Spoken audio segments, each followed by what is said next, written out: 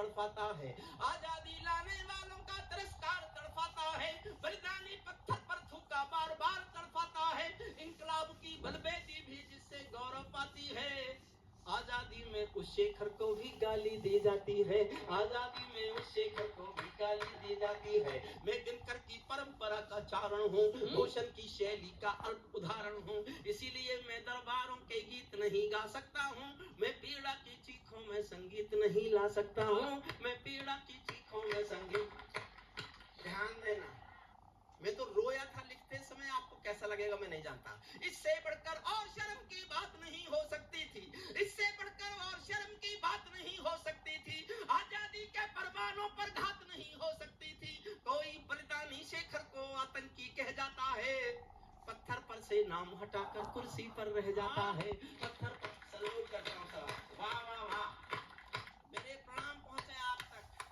ग्रामीण अंचल में महानगर से अच्छे पहली बार ये महसूस हुआ कि महानगरों में केवल धन कविता सुनता है और इन ग्रामीण अंचलों में मन कविता सुनता है।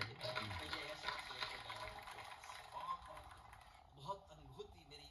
मनवीर, तुझे छोटे भाई को बहुत बहुत साधुवाद कि मुझे जिद करके यहाँ ले आया, जिद करके ले आया। इससे बढ़कर और शर्म की बात नहीं हो सकती थी, आजादी के परवानों पर घात नहीं हो सकती थी। कोई बलिदानी शेखर को आतंकी कह जाता है, पत्थर पर से नाम हटाकर कुर्सी पर रह जाता है। गाली की भी कोई सीमा है, कोई मर्यादा है, ये घटना तो देशद्रोह की परिभाषा से ज्यादा है। मेरी आंखों में पानी है, सीने में चिंगारी है, राजनीति ने कुर्बानी के दिल पर ठोकर मारी है। सारे वतन पुरोधा चुप थे, कोई कहीं नहीं बोला, लेकिन कोई ये ना समझे कोई खून नहीं खोला।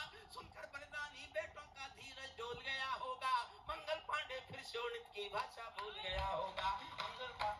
वाह, कविता का सौंदर्य ये है, जब गाली मिली होगी चंद्रशेखर आजाद को, शहीदों की आत्मा ने सुनी होगी, उन शहीदों की आत्मा पर क्या गुजरी, ये कविता का सौंदर्य बोध है। आपका बहुत प्यार मांगता हूँ सुनने। कोई सारे वतन पुरोधा चुप थे, कोई कहीं नहीं बोला, लेकिन कोई ये ना समझे कोई खून नहीं खोला। सुनकर बलिदानी बेटों का धीरज डोल गया होगा, मंगल पांडे फिर शोणित की भाषा बोल गया होगा। सुनकर हिंद महासागर की लहरें तड़प गई होंगी, शायद बिस्मिल की गजलों की बहरें तड़प गई होंगी। नील गगन में कोई पुच्छल तारा टूट गया होगा, अशफाकुल्लाह की आंखों में लावा फूट गया होगा, अशफाकुल्लाह की आंखों में लावा फूट गया होगा। भारत भूख पर मरने वाला टोला भी रोया होगा, इंकलाब का रंग बसंती चोला भी रोया होगा। चुपके चुपके रोया होगा संगम तीरथ का पानी, आंसू आंसू रोई होगी धरती की चूनरधानी, एक समंदर रोई होगी भगत सिंह की कुर्बानी।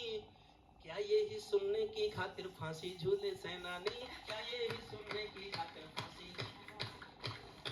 साहब जब बताई दिया कि मैं जाट कुल में पैदा हुआ हूं, तो जाटों को गुस्सा बहुत आता है बिना बात, क्योंकि वो दिमाग से नहीं दिल से काम लेते हैं। दुनिया में सारी बीमारी इसलिए है कि लोगों के दिलों में दिमाग आ गया। अगर लोगों के दिमाग में दिल पहुंच जाए तो सारे संसार की समस्या। क्रोध मुझे भी आता है, मुझे भी आया था। इस घटना को सुनकर मुझे बहुत क्रोध आया था।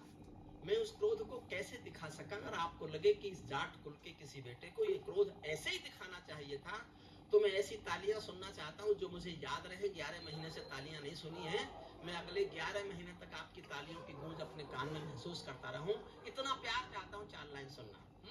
चुपके चुपके रोया होगा संगम तीरथ का पानी, आंसू आंसू रोई होगी धरती की चूनरधानी, एक समंदर रोई होगी भगत सिंह की कुर्बानी, क्या यही सुनने की खातिर फांसी झूले सेनानी। जहां मरे आजाद पार्क के पत्ते खड़क गए होंगे, जहां मरे आजाद पार्क के पत्ते खड़क गए होंगे, शायद शेखर बाजू जी के, शायद तब शेखर जी के भी बाजू फड़क गए होंगे। पल दो पल को शायद उनकी निदिया भाग गई होगी, पल दो पल को शायद उनकी निदिया भाग गई होगी, फिर पिस्तौल उठा लेने की इच्छा जाग गई होगी। एक बार दोनों हाथ उठाकर तालियों के साथ एक बार शेखर महायज्ञ का नायक आश्चर्य सचमुच ये है कि मैं 11 महीने बाद गा रहा हूँ, हालांकि गलतियां कहीं कहीं हो रही हैं, मुझे पता चल रहा है, आपको तो पता चल नहीं रहा होगा क्योंकि इसने इससे पहले मुझे गाते देखा नहीं है। तो भगवती प्रसाद जी ने यूट्यूब पर सुन रखा है, तो उतना अच्छा मैं नहीं गा रहा हूँ ये मैं जानता हूँ, लेकिन फिर भी आप बहुत मन दे रहे हैं, सुनिएगा। शेखर महायज्ञ का नायक गौरव, एक आधी मिनट में बताता हूँ शेखर क्या थे। आपने कुछ भी कह दिया उनके लिए। मैंने जब शेखर पर लिखा तो मैंने बहुत पढ़ा, दो बातें वो बताने जा रहा हूँ आपको जो आपने कहीं कभी सुनी नहीं होंगी। 700 लोग अंग्रेजों ने इसलिए नौकरी पर रखे हुए थे कि वो चंद्रशेखर आजाद को पहचान लें। पहचानने के लिए 700 लोगों को नौकरी दे रखी थी अंग्रेजों ने। और एक बात आपको वो बताने जा रहा हूँ जो दुनिया के क्रांतिकारियों के इतिहास में केवल और केवल चंद्रशेखर आजाद के नाम से जुड़ी है। इकलौता बेटा था चंद्रशेखर आजाद। माता पिता रहते थे भावरा, एक जगह है झाबुआ जिले में मध्य प्रदेश में, वहां रहते थे, गरीब थे। चंद्रशेखर आजाद की पार्टी बैंक ये खजाने लूटती थी सरकारी, आजादी की लड़ाई के लिए हथियार खरीदने के लिए। एक दिन किसी ने आकर ये कहा कि चंद्रशेखर जो पैसा तुम लूटते हो वो तुम्हारी संदूक में रहता है, इसकी चाबी तुम्हारे पास है, तुम जानते हो तो घर में तुम्हारे माँ बाप के पास खाने को रोटी के लिए पैसा नहीं है, माँ बाप भूखे मरने के कगार पर हैं, कम से कम इतना पैसा तो घर भेज दे इस संदूक में से कि तेरे माँ बाप रोटी खा लें। तो चंद्रशेखर आजाद एक पल को उनकी आंखें लाल हुई और लाल आंखों से बोले कि माँ बाप क्या सिर्फ मेरे हैं और क्रांतिकारियों के नहीं है? इस संदूक में से तो एक पैसा दूंगा नहीं, लेकिन तुम मेरे माँ बाप को खाना नहीं खिला सको तो आके बताना, मैं किसी दिन आऊंगा रात के अंधेरे में और अपने माँ बाप के सीने में अपनी पिस्तौल की 2 गोली उतार के चलाऊंगा। उसको आतंकवादी बताएगी राजनीति, उसको तब सुनना।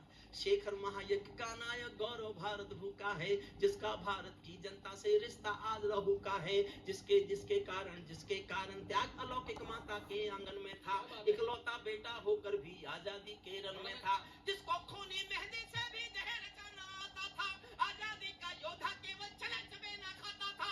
अब तो नेता परवर के शहरों को खा जाते हैं और पुलों के शिलान्यास में नहरों को खा जाते हैं, शहरों को खा जाते हैं और पुलों के शिलान्यास में नहरों को खा जाते हैं। आजादी के कारण जो गौरों से बहुत लड़ी है जी, शेखर की पिस्तौल किसी तीरथ से बहुत बड़ी है जी, शेखर की पिस्तौल किसी। और कोई भाजपा के यहाँ हो तो बुरा भी माने तो माने, जब मैंने अटल जी को अडवाणी जी को बुरा मनवा दिया तो आप क्या है, लेकिन मेरी ईमानदारी देखना, ईमानदारी। जो भारत माता की जय के इनके समर्थन से थी, इसलिए मेरा इन पर गुस्सा ज्यादा है क्योंकि ये राम का नाम ज्यादा लेते हैं। जो भारत माता की जय के नारे गाने वाले हैं, जो भारत माता की जय के नारे गाने वाले हैं, राष्ट्रवाद की गरिमा गौरव ज्ञान सिखाने वाले हैं, जो छोटी छोटी बातों पर संसद में अड़ जाते हैं, श्री राम मंदिर मुद्दे पर सड़कों पर लड़ जाते हैं, 60 दिनों तक स्वर्ण जयंती रथ लेकर जो घूमे थे, आजादी की यादों के पत्थर पूजे थे, चूमे थे, इस घटना पर चुप बैठे थे, सबके मुंह पर ताले थे, तब गठबंधन क्यों नहीं तोड़ा जो तुम हिम्मत वाले थे, तब गठबंधन क्यों नहीं तोड़ा जो तुम हिम्मत। और 2 लाइन और पढ़ता हूँ, दाद दो तो हिम्मत से देना, मैंने हिम्मत से लिखा है, और जब वो मुख्यमंत्री थी तभी लिखा था, जब उनसे सब डरते थे, अब तो कौन डरे उनके सिवा, मैंने तभी लिखा था, सुनिएगा। इस घटना पर चुप बैठे थे, समर्थन चाहता हूं पूरा सदन का, इस घटना पर चुप बैठे थे, सबके मुंह पर ताले थे, तब गठबंधन क्यों नहीं तोड़ा जो तुम हिम्मत वाले थे, तुम सत्ता में शामिल थे तो टूक डांट भी सकते थे, तुम सत्ता में शामिल थे तो टूक डांट भी सकते थे, जो जीभ शहीदों पर थूके वो जीभ काट भी सकते थे, शहीदों पर थूके वो अंतिम खंड पढ़ता हूं कविता का, जो सीने पर गोली खाने को आगे बढ़ जाते थे, भारत, आप शुद्ध कविता सुनना, शुद्ध कविता, थोड़ी सी देर, 1 मिनट, जो सीने पर गोली खाने को आगे बढ़ जाते थे, भारत माता की जय कहकर फांसी पर चढ़ जाते थे, जिन बेटों ने आजादी के लिए जवानी दे डाली, आजादी के हवन कुंड के लिए कहानी दे डाली, दूर गगन के तारे उनके नाम दिखाई देते हैं, दूर गगन के तारे उनके नाम दिखाई देते हैं, उनके स्मारक भी चारों धाम दिखाई देते हैं, उनके स्मारक भी चारों धाम दिखाई देते हैं, वे देवों की लोकसभा के अंग का स्थान बता रहा हूं, और तुम्हारा तो सबको पता है ही। कविता की सबसे अच्छी पंक्ति, वे देवों की लोकसभा के अंग बने बैठे होंगे, वे सतरंगी इंद्रधनुष के रंग बने बैठे होंगे, उन बेटों की याद भुलाने की नादानी करते हो, इंद्रधनुष के रंग चुराने की नादानी करते हो, इंद्रधनुष के रंग चुराने की नादानी करते हो, जिनके कारण ये भारत आजाद दिखाई देता है, अमर तिरंगा उन बेटों की याद दिखाई देता है, उनका नाम जुबान पर लो तो पलकों को झपका लेना, उनकी यादों के पत्थर पर दो आंसू टपका देना, उनकी यादों के पत्थर पर दो आंसू टपका देना, जो धरती में मस्तक बोकर चले गए, दाग गुलामी वाला धोकर चले गए, मैं उनकी पूजा की खातिर जीवन भर गा सकता हूँ, मैं सूरज का बेटा तुम के गीत नहीं गा सकता हूँ, मैं पीड़ा की चीखों में